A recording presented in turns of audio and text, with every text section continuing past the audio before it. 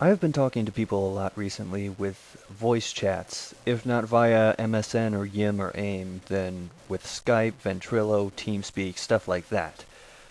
Problem is, I've noticed that a lot of people really don't know what they're doing with these. Specifically, they don't really know how to use their microphones. So, I would like to take this video to give a brief beginner's guide on how to use a microphone for voice chat and not sound like a dumbass. Now, the first thing you're going to have to go over is what kind of microphone you're using. Now, as you can see, this is basically just a stick mic, a desktop stick mic. And you want to make sure you have a good stable base for these things. Otherwise, your microphone could start moving around, and then people can't really hear what you're saying because the microphone's moving, and you keep going in and out and in and out and in and out and stuff like that. My previous microphone that I used was one of these little things. It's designed as a clip-on to go on your shirt like this, but the problem is you have to crank up the sensitivity, so I'd usually wind up just doing this. Not really much of a point to that. And by the way, if you're using a headset, much of what I'm saying is not really going to apply to you, because, yeah, self-explanatory. There are a couple of things, though. One thing I want to talk about, microphone sensitivity, because that really plays a major part in what you sound like. Now, as you can see, I am like 4 inches away from my mic, and that's comfortable to me, so it's not really much of an issue. So you want to have your microphone sensitivity at something that's going to be comfortable to you to stay close enough to the mic that people will actually be able to hear you. As you can see, mine is actually relatively low. It's only about, I don't know, quarter, third of the way up. If I crank up the sensitivity, the sound is going to become really distorted if I keep talking at this distance. So I would have to back away, and then things would sound really distorted, and it just would not be good. Another thing about mic sensitivity, if you have it really high, chances are you're going to pick up a lot of background noise.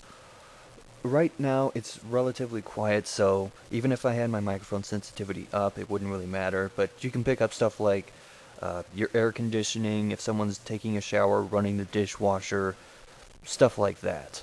Another thing I want to talk about, and this is very important, especially if you're using a desktop microphone, do not talk directly into your microphone.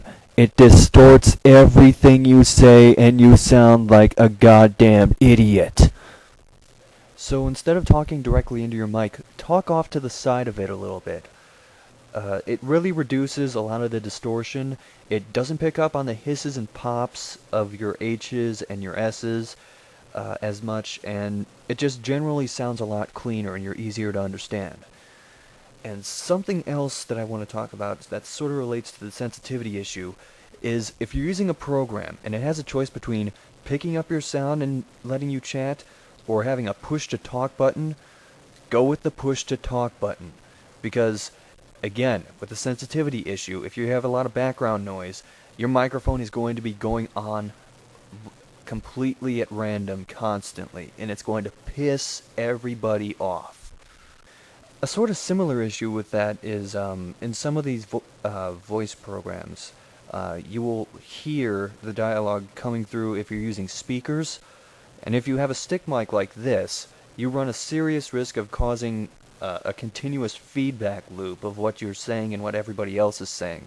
And that's going to go through to everybody else on the channel, and it's going to probably get you booted really quick. That's part of why you want to make sure you have a relatively safe distance between your microphone and your speakers.